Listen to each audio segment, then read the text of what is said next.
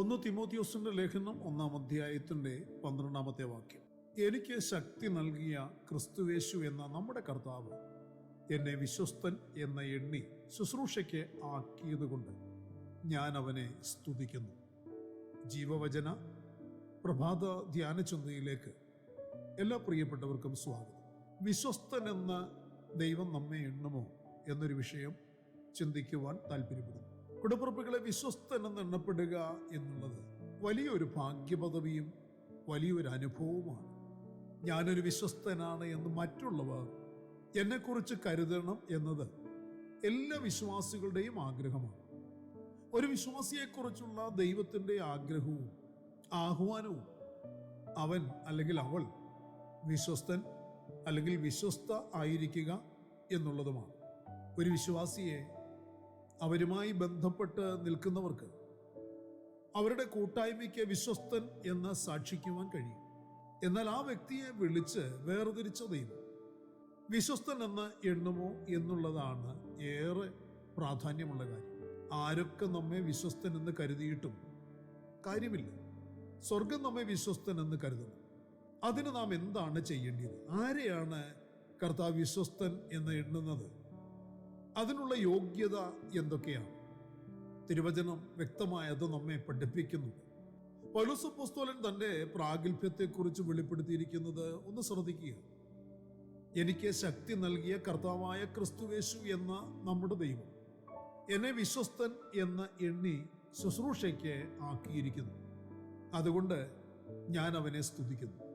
കർത്താവ് തന്നെ വിശ്വസ്തൻ എന്ന് കരുതിയിരിക്കുന്നു എന്ന് മാത്രമല്ല, തൻ്റെ സന്തോഷത്തിന് കാരണമായത് തൻ്റെ മേലേറിയ കൃപ പകർന്നു കൊടുക്കുകയും തന്നെ തൻ്റെ അപ്പോസ്തോലനായി നിയോഗിക്കുകയും ചെയ്തിരിക്കുന്നു എന്നുള്ളതാണ്.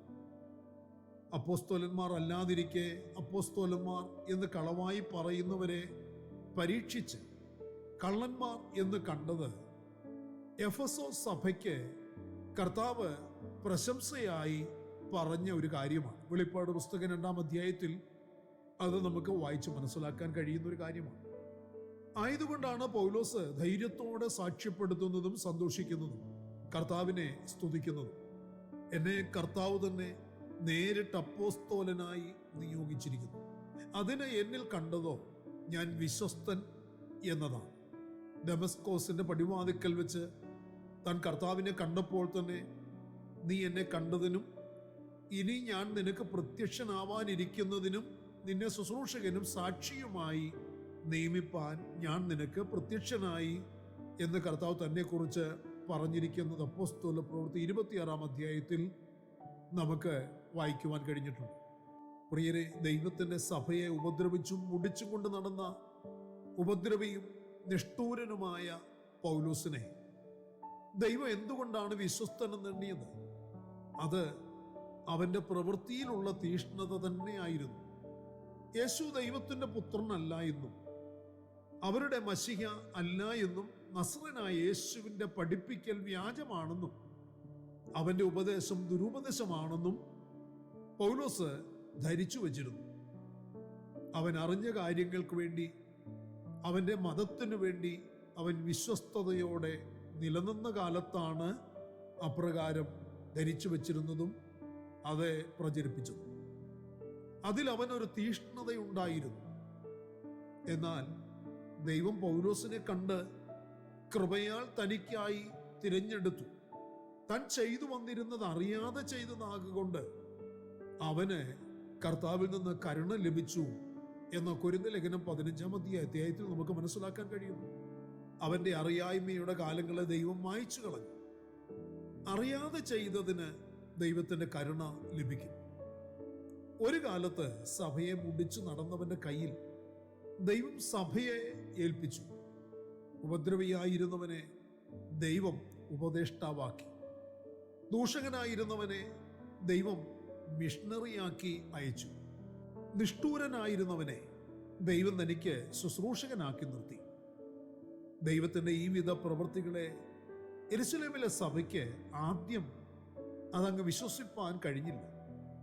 എന്നാൽ ദൈവം നിയോഗിച്ചയച്ചവനെ അംഗീകരിപ്പാൻ ദൈവം തന്നെ അവർക്ക് ആലോചന വെളിപ്പെടുത്തി കൊടുത്തു. ദൈവസഭയ്ക്ക് ഉപദ്രവിയായി നടന്ന കാലത്തും അവന്റെ മനസ്സാക്ഷി നിർമ്മലമായിരുന്നതിനാൽ, തീഷ്ണതയുള്ളവനുമായിരുന്നതിനാൽ കർത്താവ് തന്നെ വിശ്വസ്തനെന്നെണ്ണി ഏറ്റവും വലിയ ശുശ്രൂഷ, ശ്രേഷ്ഠകരമായ ശുശ്രൂഷ വരമേൽപ്പിച്ചു. കർത്താവ് പൗലോസിനെ വിശ്വസിച്ചു. കൃപയും ശക്തിയും അവന്റെ മേൽ നിറച്ചു കൊടുത്തു. കർത്താവിന് തന്നിലുള്ള വിശ്വാസം നിലനിർത്തുവാനാണ് അപ്പോസ്തോലൻ അവസാനം വരെ ശ്രമിച്ചിരുന്നതും ആഗ്രഹിച്ചിരുന്നതും. അതുകൊണ്ട് തന്നെ താൻ തനിക്ക് ലഭിച്ച ശക്തിയിലും ശുശ്രൂഷയിലും അപ്പോസ്തോലിക പദവിയിലും ദൈവത്തെ തന്നെ സ്തുതിക്കുകയാണ്. പ്രിയരെ, ഇത് ശക്തമായൊരു മാതൃകയല്ലേ? ഇതൊരു മാതൃക തന്നെയാണ്. ശുശ്രൂഷയ്ക്കായി വിളിക്കപ്പെട്ടവർ, പ്രത്യേക ദൗത്യങ്ങൾക്ക് വേണ്ടി വേർതിരിക്കപ്പെട്ടവർ കർത്താവിനെയാണ് സ്തുതിക്കേണ്ടത്, കർത്താവിലാണ് പ്രശംസിക്കേണ്ടത്. മനുഷ്യരെ അല്ല, നേതാക്കന്മാരെയുമല്ല സ്തുതിക്കേണ്ടത്. ശുശ്രൂഷയ്ക്ക് വിളിക്കപ്പെട്ടവരായ നാം മനുഷ്യരുടെ സ്തുതിപാഠകന്മാരായി തീരരുത്. ശത്രുവിന്റെ പദ്ധതിയാണ് അതെന്ന് തിരിച്ചറിഞ്ഞ് മനുഷ്യരെ നാം സ്തുതിക്കുന്നുണ്ടെങ്കിൽ, മനുഷ്യരെ നാം പ്രശംസിക്കുന്നുണ്ടെങ്കിൽ, കർത്താവിനേക്കാൾ ഉപരി മറ്റുള്ളവരെ നമ്മൾ പുകഴ്ത്തി പറയുന്നുണ്ടെങ്കിൽ, അവരാണ് എന്നെ ശുശ്രൂഷ ഏൽപ്പിച്ചത്, അവരാണ് എന്നെ ശുശ്രൂഷിക്കാൻ വിളിച്ചത്, അവരാണ് എന്നെ സഹായിച്ചത് എന്നൊക്കെ കർത്താവിന് കൊടുക്കുന്ന മഹത്വത്തെക്കാൾ ഉപരി മറ്റുള്ളവർക്ക് നമ്മൾ നമ്മുടെ സ്തുതിയും പുകഴ്ചയും ബഹുമാനവും മഹത്വവും ഒക്കെ അർപ്പിക്കുന്നെങ്കിൽ, കൂടപ്പിറപ്പുകളെ, അത് ശത്രുവിന്റെ പദ്ധതിയാണ് എന്ന് തിരിച്ചറിഞ്ഞ് പൗലോസ് അപ്പോസ്തലൻ ഇവിടെ കാട്ടിയ മാതൃക നാം ഏറ്റെടുക്കേണ്ടതാണ്. സഹായിച്ചവരോടും കൈക്കൊണ്ടവരോടും അംഗീകരിച്ചവരോടുമൊക്കെ നന്ദിയും ബഹുമാനവും ഒക്കെ ഉണ്ടായിരിക്കണം. എന്നാൽ സ്തുതിയും ആരാധനയും നമ്മുടെ കർത്താവിന് മാത്രം. കുടപ്രഭുകളെ, നാം കർത്താവിനാൽ വിശ്വസ്തനാണെന്ന് എണ്ണപ്പെടുമോ? നാം അറിഞ്ഞ സത്യത്തിനു വേണ്ടി തീഷ്ണതയുള്ളവരാണോ? ഏൽപ്പിക്കപ്പെട്ടതിൽ, ഏൽപ്പിച്ചവനിൽ നാം വിശ്വസ്തരാണോ? ദൈവം നമ്മുടെ ജീവിതത്തിൽ, നമ്മുടെ കുടുംബത്തിലൊക്കെ ചെയ്ത നന്മകളെ ഓർത്ത് നാം സ്തോത്രം ചെയ്യുന്നവരാണോ? പൗലോസിനെ പോലെ ഭരമേൽപ്പിക്കപ്പെട്ട ഉത്തരവാദിത്തങ്ങൾ, ഏൽപ്പിക്കപ്പെട്ട ദൗത്യങ്ങൾ, ശുശ്രൂഷകൾ ഒരു ഭാഗ്യപദവിയായി എപ്പോഴും കരുതുക. കർത്താവ് നൽകിയ ശക്തിയാൽ ഭരിക്കപ്പെടുന്നവനായി പൗലോസ് അപ്പോസ്തലൻ തന്റെ അന്ത്യം വരെ ദൈവത്തിന് മുൻപിൽ വിശ്വസ്തനായി വിശ്വസ്തയോടെ നിലനിന്നതുപോലെ നമുക്കും ദൈവം മുൻപാകെ നിലനിൽക്കുവാൻ, ദൈവശക്തിയാൽ നിറയപ്പെടുവാൻ സമർപ്പിക്കാം.